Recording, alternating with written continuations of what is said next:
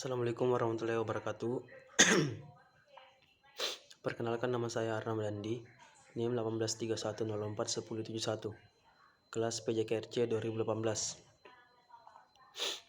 Baik, pada kesempatan kali ini saya akan membahas olahraga dan kebudayaan dalam mata kuliah Sosiologi Penjas dan Olahraga.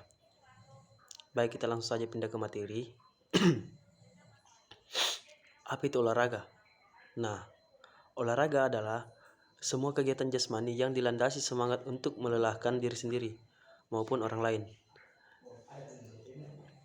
yang dilaksanakan secara kesatria, sehingga olahraga merupakan sarana menuju peningkatan kualitas dan ekspresi hidup yang lebih luhur bersama sesama manusia.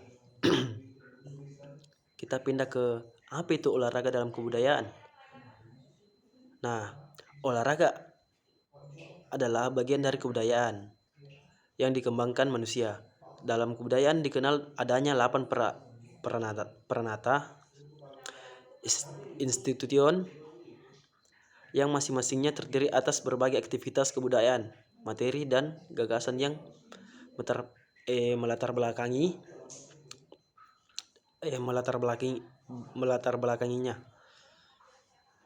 Nah, kita pindah ke macam-macam peranata. Macam-macam peranata ada 8 komponen penting, di mana yang pertama itu peranata ekonomi, peranata edukasi, peranata politik, peranata rekreasi, peranata domestik, peranata religi, peranata ilmu pengetahuan, dan peranata estetik. Kita pindah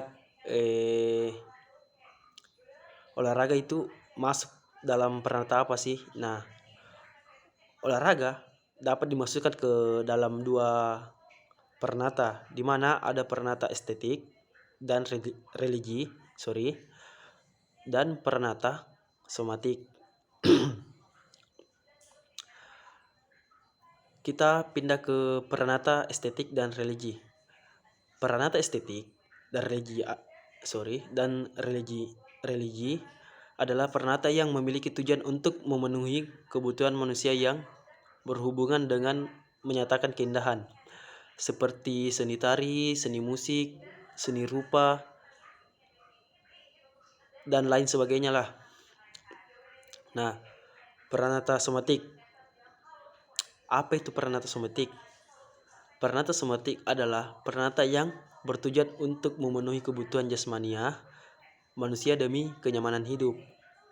Kita pindah ke makna dalam kebudayaan secara garis besar.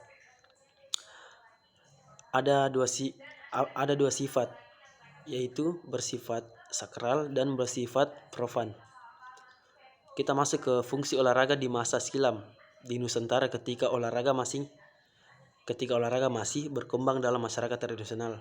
Yang pertama itu olahraga sebagai ritual untuk pemujaan kekuatan adikodrati atau nenek moyang atau dewa. Yang kedua itu olahraga sebagai penanda status sosial seseorang atau golongan. Yang ketiga itu olahraga sebagai hiburan dan rekreasi tentunya. Yang keempat, olahraga sebagai upaya untuk menambah nafkah. Baik, kita pindah ke makna dalam kebudayaan masyarakat. Nah, menurut Peirce, untuk mencari makna fenomena kebudayaan dapat digunakan pendekatan semiotika. Peirce menyatakan bahwa sesuatu yang akan dimaknai dapat dianggap sebagai tanda sik yang mempunyai kepada acuan referen tertentu. Baik, kita lanjut ke pertalian asosiasi antara sik dan referen itu akan melahirkan 3 sifat. Yang pertama, apabila bersifat natural akan melahirkan tanda indeks. Yang kedua itu, jika bersifat formal, tanda yang terbentuk adalah ikon. Nah, yang ketiga, apabila bersifat arbitrer, melahirkan tanda simbol. Baik, kita lanjut. Dalam kegiatan olahraga sebenarnya dapat dibagi 3 jenis kegiatan, yaitu yang pertama untuk keperluan sendiri, yang kedua untuk dilombakan, dan yang ketiga untuk dipertandingkan. Lanjut, pada pada interpretan yang terbentuk adalah olahraga perlombaan sebagai pencarian yang terbaik tanpa gangguan lawan, melainkan dengan upaya sendiri menjadi yang terbaik.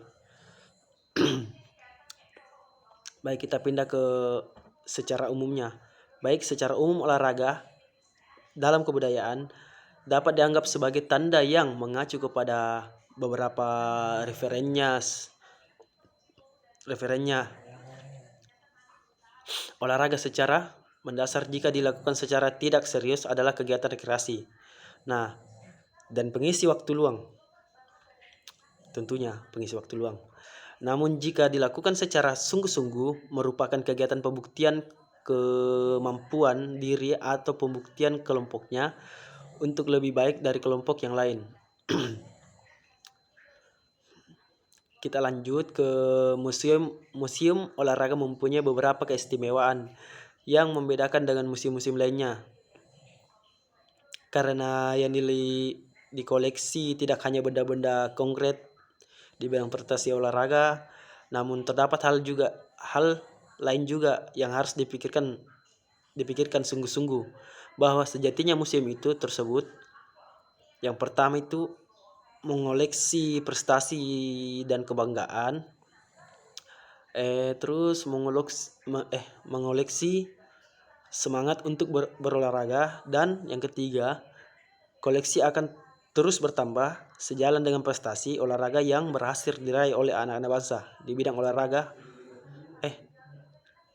yang berhasil diraih oleh anak bangsa di bidang olahraga. Nah, lewat Museum Olahraga Nasional, semangat juang di cabang-cabang olahraga tertentu harus mampu ditumbuhkan sebagaimana yang telah dicontohkan oleh olahragawan terdahulu yang pernah berprestasi, misalnya Charlie Deptyius di bidang angkat berat. Diana berprestasi misalnya Charlie Deptyius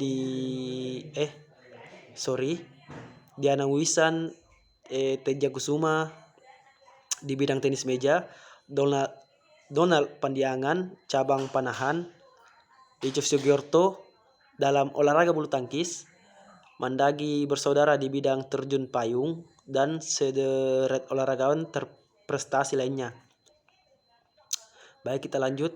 Setelah melakukan penafsiran makna secara bertingkat tersebut, lalu apa makna sebenarnya dari kehadiran Museum Olahraga Nasional di tengah masyarakat Indonesia?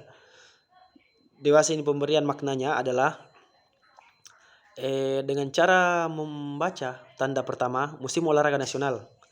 Museum Olahraga Nasional sebagai simbol dari acuan terakhir, yaitu kejayaan bangsa. Jadi Museum Olahraga Nasional tersebut didirikan sebagai simbol dari kejayaan bangsa di bidang olahraga. Hal itulah yang menjadi makna sebenarnya dari Museum Olahraga Nasional. Nah, tentu saja sebagai simbol kejayaan bangsa di bidang olahraga, museum tersebut harus mampu menyempurnakan dirinya dengan berbagai penataan. Tidak hanya penataan fisik museum yang berupa gedung, tata pamer, dan koleksinya, namun juga penataan konseptual yang melatar belakangi tata pameran, penyajian koleksi, dan pengembangan sumber daya manusia. Penataan yang terakhir itulah yang harus juga diadakan sesuai dengan tuntutan zaman, bahwa yang membuat suatu museum itu berkembang, maju, dan dikenal oleh masyarakat adalah berkat kepiawaian dan kreativitas sumber daya manusia yang memang bertekad untuk